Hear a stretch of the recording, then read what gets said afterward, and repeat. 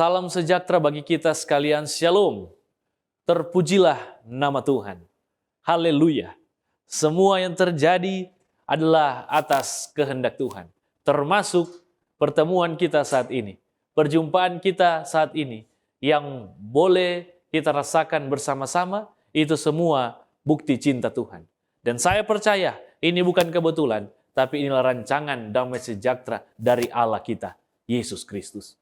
Bapak, Ibu, Saudara-saudari, izinkan saya beberapa waktu ke depan ini membawa pikiran kita mendengarkan kabar baik firman yang akan menguatkan saudara dan saya.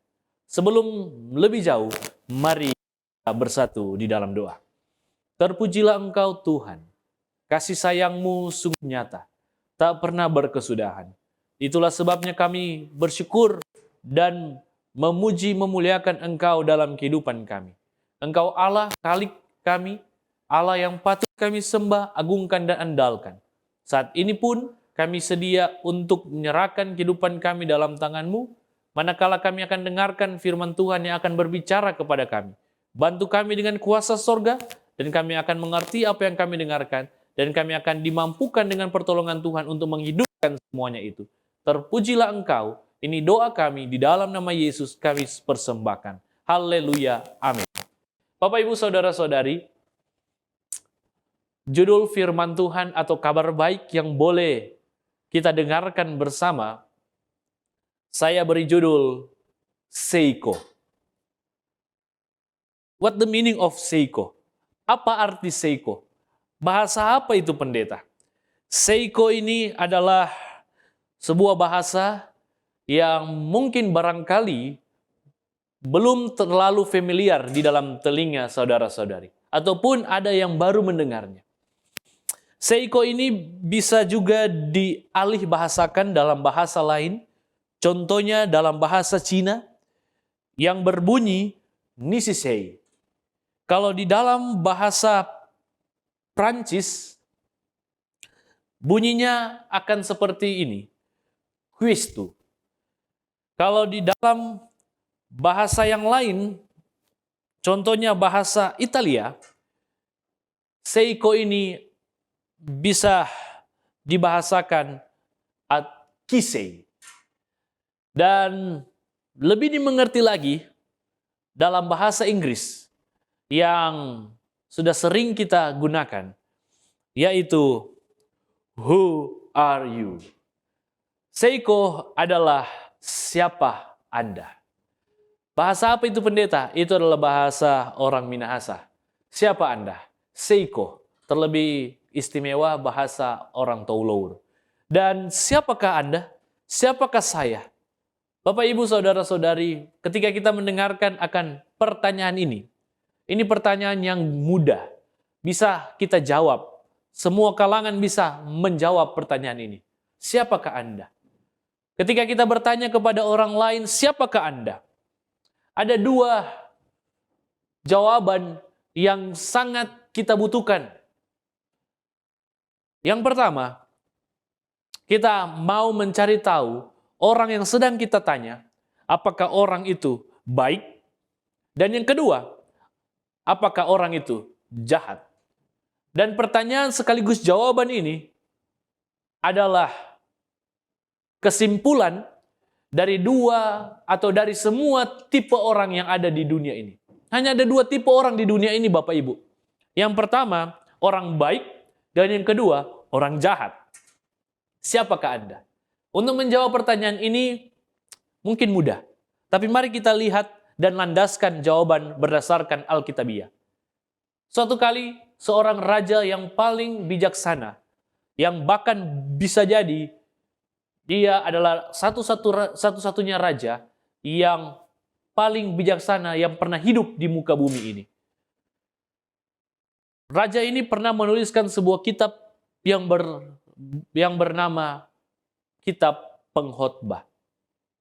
Dan Kitab Pengkhotbah adalah sebuah kitab yang termasuk kategori kitab puitik. Ada begitu banyak hal-hal yang bersifat puitik di dalamnya. Permainan kata dan bahasa yang sangat menarik. Sehingga tidak heran, kebijaksanaan raja ini tertuang dan terbukti lewat tulisannya. Siapakah raja itu? Ya, benar. Dia adalah Raja Soleman atau Raja Salomo. Tulisan Raja Salomo di dalam Pengkhotbah pasal 7 ayat 15, mari kita gunakan Alkitab atau Alkitab kita. Di dalam Pengkhotbah 7 ayatnya yang ke-15 dan ayatnya yang ke-16. Dua ayat ini tidak semua orang suka untuk membacanya. Dan tidak semua orang mudah untuk mengertinya. Mari kita lihat. Pengkhotbah 7 ayat 15 dan 16. Dalam hidupku yang sia-sia, aku telah melihat segala hal ini. Ada orang saleh binasa dalam kesalehannya. Ada orang fasik yang hidup lama dalam kejahatannya. Janganlah terlalu saleh, janganlah perilakumu terlalu berhikmat. Mengapa engkau akan membinasakan dirimu sendiri? Bapak, Ibu, Saudara-saudari, ketika Anda mendengar dan membaca ayat ini, apa yang terlintas dalam pikiran Bapak, Ibu, Saudara-saudari? Tentunya suatu pikiran yang membingungkan. Di dalam firman Tuhan mengajarkan kepada semua pembaca, terlebih istimewa semua pengikut Kristus, untuk selalu hidup setia kepada Tuhan. Dan kata lain hidup setia adalah hidup saleh. Artinya firman Tuhan dan ataupun ajaran Yesus Kristus mengajarkan agar supaya saudara dan saya setiap hari harus selalu setia kepada Tuhan. Setiap saat harus selalu hidup saleh. Tapi kenapa ayat ini dalam Pengkhotbah 7 ayat 15 dan 16 mengatakan jangan terlalu saleh. Bahkan katanya jangan perilakumu terlalu berhikmat. Karena dalam kehidupan atau pengalaman Raja Salomo, beliau telah melihat ada orang yang binasa karena terlalu saleh. Pertanyaannya, kenapa? Mari kita menjawab pertanyaan ini melihat akan catatan Alkitabiah yang bersifat paralel dengan ayat-ayat yang telah kita bacakan tadi. Janganlah terlalu berhikmat dan janganlah perilakumu terlalu berhikmat. Janganlah terlalu saleh dan janganlah perilakumu terlalu berhikmat. Itu perkataan Raja Salomo. Dalam konteks penulisan Pengkhotbah pasal 7, Raja Salomo ingin menekankan bahwa kehidupan umat Tuhan haruslah dihidupkan secara luar dan dalam. Apa artinya? Harus sepenuh hati, saudara-saudari. Kalau saudara membuka akan cerita-cerita yang ada di kitab Injil, khususnya cerita tentang hal berdoa, hal berpuasa, dan hal memberikan persembahan atau perpuluhan kepada Tuhan. Tuhan Yesus pernah berkata di dalam Matius 6 ayat 5, dia bilang begini, dan apabila kamu berdoa, janganlah berdoa seperti orang munafik. Mereka suka mengucapkan doanya dengan berdiri dalam rumah-rumah ibadat dan pada tikungan-tikungan jalan raya, supaya mereka dilihat orang. Aku berkata kepadamu, sesungguhnya mereka sudah mendapatkan upahnya. Garis bawahi kata-kata Yesus ini yang berkata, janganlah berdoa seperti orang munafik. Kata munafik ada banyak kali didapatkan dalam firman Tuhan. Bahkan dalam ayat 16, lanjutan dari Matius pasal 6, dia katakan, dan apabila kamu berpuasa, janganlah muram mukamu seperti orang munafik. Mereka mengubah air mukanya, supaya orang melihat bahwa mereka sedang berpuasa. Aku berkata kepadamu, sesungguhnya mereka sudah mendapatkan upahnya. Bapak, Ibu, Saudara-saudari, apa maksud perkataan Yesus ini? Dan apa hubungannya dengan perkataan Raja Salomo? Mari kita lebih mengerti dengan membaca Lukas pasal 18 ayat 10 dan seterusnya. Dia katakan, adalah orang Farisi yang lain mengucukai. Orang Farisi itu berdiri dan berdoa dalam hatinya, ya Allah, aku mengucap syukur kepadamu, karena aku tidak sama seperti semua orang. Bukan perampok, bukan orang lalim, bukan penzina, dan bukan juga seperti pemungut cukai. Aku berpuasa 2 kali seminggu, aku memberikan persepuluhan dari segala penghasilanku. Dan Bapak, Ibu, Saudara-saudari, dalam cerita-cerita ini, Yesus katakan, orang-orang munafik adalah orang-orang yang hanya menggunakan kesalehan mereka, kesetiaan mereka dalam hal berdoa, dalam hal berpuasa, dan dalam hal menyembah Tuhan hanya untuk formalitas, hanya untuk gagah-gagahan saja. Sehingga Yesus katakan mereka ini adalah orang-orang munafik. Mereka hanya menggunakan akan kesalehan mereka untuk dipuja dan dipuji oleh orang lain. Sampai sejauh ini, pasti kita sudah mulai mengerti apa yang dimaksudkan oleh pengkhotbah pasal 7. Benar. Yang dimaksudkan janganlah terlalu saleh dan janganlah perilakumu terlalu berhikmat. Karena ada orang yang binasa karena semua itu. Yang dimaksudkan oleh Raja Salomo seperti kebiasaan orang-orang Farisi di zaman Perjanjian Baru. Ketika Yesus mengecam mereka, mereka adalah orang-orang munafik. Jangan jadikan ritual keagamaan kita hanya untuk formalitas kita, saudara-saudari. Dan di zaman akhir ini ada begitu banyak fenomena seperti itu telah terjadi. Banyak orang hanya datang bawa Alkitab di gereja, duduk manis, tetapi pikirannya tidak fokus kepada Tuhan. Banyak orang hanya menggunakan akan jabatannya di dalam gereja hanya untuk gagahan-gagahan saja. Banyak orang yang hanya menggunakan firman Tuhan untuk menyindir orang, untuk menyakiti hati orang, hanya untuk menjatuhkan orang lain. Dan lebih parahnya lagi, ada banyak orang menggunakan materi mereka, harta mereka, hanya untuk disegani oleh banyak orang. Bapak, Ibu, Saudara-saudari, firman Tuhan mengingatkan kepada kita saat ini, jangan hanya menjadikan kesalehan, kesetiaan kita menjadi formalitas saja. Raja Salomo katakan, ada orang yang binasa karena kesalehannya. Dan kata Yesus, orang-orang seperti itu adalah orang-orang yang munafik. Dalam Kamus Besar Bahasa Indonesia, kata munafik ini adalah kata yang diartikan berpura-pura percaya atau pura-pura setia, dan bisa juga diartikan sesuatu yang tidak sesuai dengan perbuatannya, bahkan lebih jauh lagi dikatakan bermuka dua. Bahkan orang-orang ini adalah orang-orang yang lebih jahat daripada si pembunuh atau si pencuri. Luar biasa, sangat menakutkan arti bahasa munafik. Bapak, Ibu, Saudara-saudari, tentunya kita semua tidak ingin disebut orang-orang yang munafik. Dan orang munafik di dalam Mazmur pasalnya yang ke-26, Tuhan katakan, aku tidak duduk dengan penipu dan dengan orang munafik aku tidak bergaul. Aku benci kepada perkumpulan orang-orang yang berbuat jahat. Dengan kata lain, orang-orang munafik adalah orang-orang yang jahat. Siapakah Anda?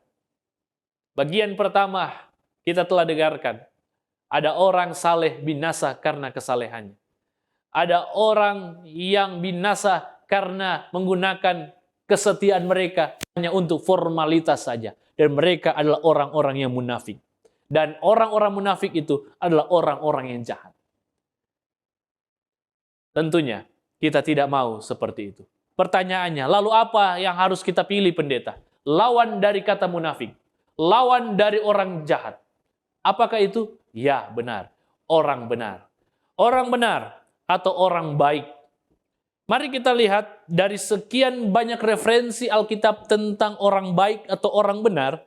Saya memilih dari versi kitab Mazmur pasal 92 yang membahas tentang kehidupan orang yang benar. Secara singkat saya ingin membacakan kepada kita semua dalam Mazmur 92 ayatnya yang ke-12 sampai ayatnya yang ke-15. Mazmur pasal 92 ayatnya yang ayatnya yang ke-13 sampai ayatnya yang ke-16. Dia katakan, orang benar akan bertunas seperti pohon korma dan akan tumbuh subur seperti pohon aras di Libanon. Raja Daud menggunakan analogi dua pohon untuk menggambarkan kehidupan orang benar. Saya sudah pernah mengkhotbahkan ini atau menyinggung ini. Tapi mengingatkan kepada saudara dan saya bahwa kita harus menjadi orang benar. Belajarlah dari dua buah pohon. Yang pertama pohon korma.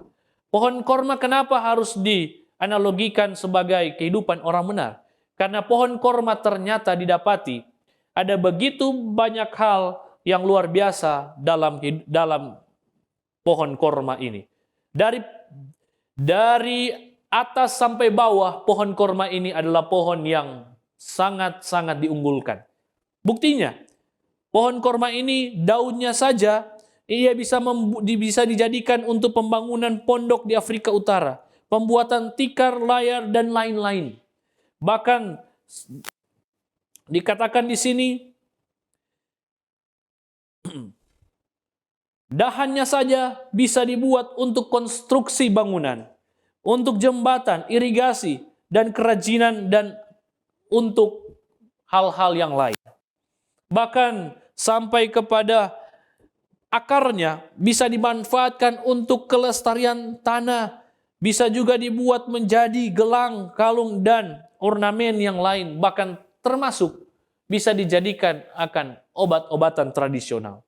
Bahkan sampai di buahnya yang mengandung banyak gizi, tetapi juga bijinya dijadikan kopi dengan berjuta manfaat, bisa digunakan pakan ternak dan banyak hal lainnya. Bahkan sampai di serbuk sari bisa juga digunakan sebagai penyubur organ reproduksi, dan memelihara kesehatan. Luar biasa, dari atas sampai bawah, pohon korma sungguh bermanfaat. Dan bagaimana dengan pohon aras? Pohon aras ini bahasa lainnya adalah pohon cedar.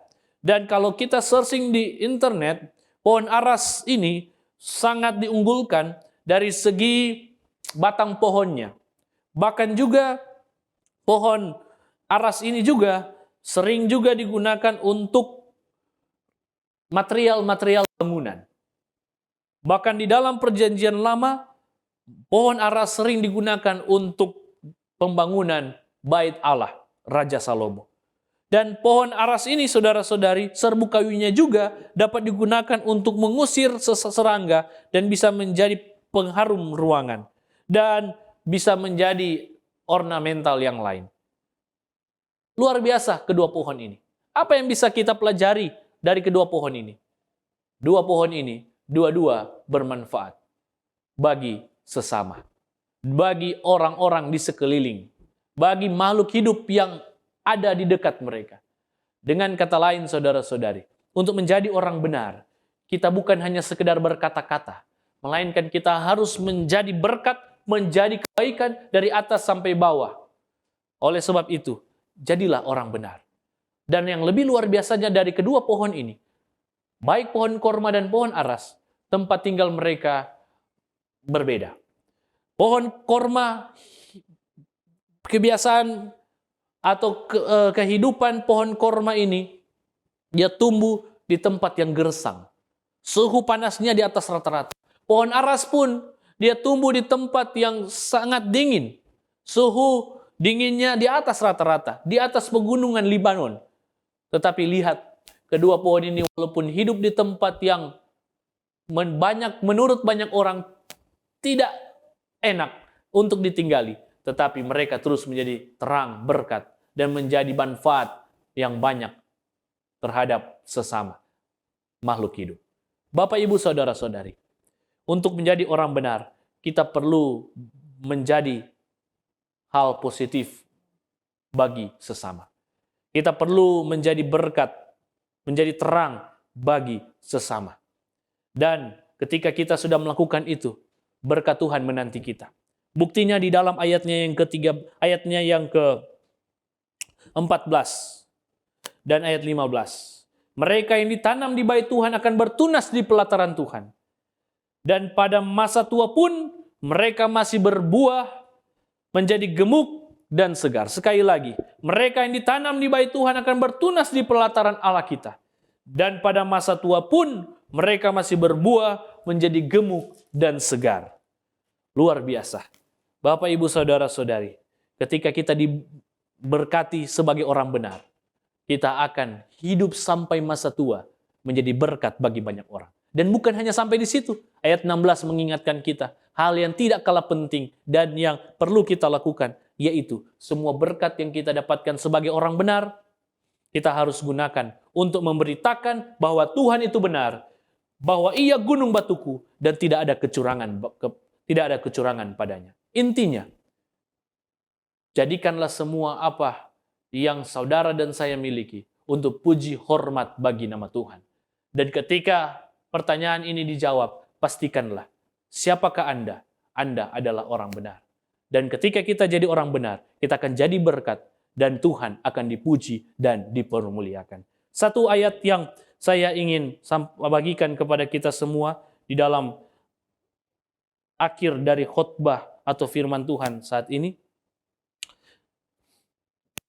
mengingatkan kepada kita semua, jikalau kita setia menjadi orang benar, kita akan diberkati, saudara-saudari. Di dalam Yakobus 1 ayat 12, berbahagialah orang yang bertahan dalam pencobaan, sebab apabila ia sudah tahan uji, ia akan menerima mahkota kehidupan yang dijanjikan Allah kepada barang siapa yang mengasihi Dia. Siapakah Anda? Tuhan memberkati kita semua. Mari kita berdoa. Terpujilah Engkau Tuhan. Kami sangat bersyukur Engkau Allah yang sungguh baik telah memberkati kami kesempatan yang indah ini. Kami boleh mendengar, boleh mengerti bahwa kami harus menjadi orang benar. Kami harus menjadi berkat bagi sesama manusia. Dan kami harus terus menjadi terang di mana saja kami berada. Dan nama Tuhan akan dipuji dan dipermuliakan. Berkati kami semua yang menyaksikan saat ini. Kami percaya ada berkat-berkat surga, baik berkat jasmani dan berkat rohani, yang akan melengkapi kehidupan masing-masing kami. Dan kami percaya segala pergumulan hidup kami akan Tuhan lihat dan akan Tuhan campur tangan, sehingga solusi dan jalan keluar akan terjadi dalam kehidupan kami. Kami imani itu dan kami ingin serahkan kehidupan kami dalam tangan Tuhan. Sampai Tuhan Yesus datang kali kedua, kami ingin diselamatkan, masuk dalam kerajaan sorga adalah doa, harapan yang kami telah bawa dan minta hanya dalam nama Yesus, Tuhan dan penebus dosa kami. Haleluya. Amin.